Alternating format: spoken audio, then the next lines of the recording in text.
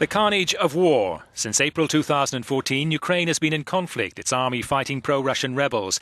Nearly 9,300 have died and over 1.5 million have been displaced.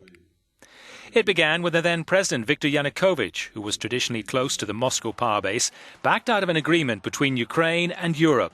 The decision sparked unrest, which resulted in fighting in 2014 between protesters and security forces in Kyiv. Around 100 people died.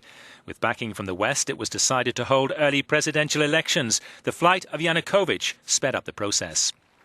An interim government was installed. Russian President Vladimir Putin declared it a coup and reserved Moscow's right to use all available options, including the use of force as a last resort.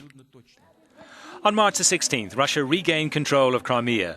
That was after a referendum had been held on self-determination in the peninsula. The fate of Crimea rang bells with pro-Russian partisans, and to the east, in the border regions of Luhansk and Donetsk, other self-determination referendums were organised too. Petro Poroshenko was elected president on May the 25th, and without losing any time, intervened to prevent the two regions following the lead of Crimea. The fighting intensified and spread.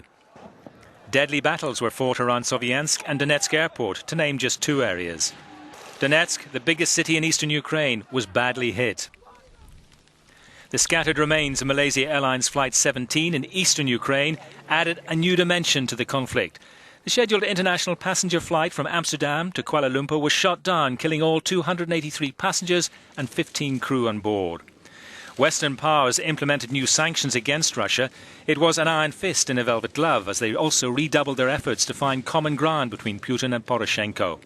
That came to fruition in Belarus, in Minsk, where a ceasefire was negotiated, but it was not respected. 5 months later, Minsk II, as it was known, was agreed, but it proved to be a fragile ceasefire. Since then, there have been frequent reports of outbreaks of fighting along the front line. As has been the short history of this conflict, it has been civilians who have been the first to suffer.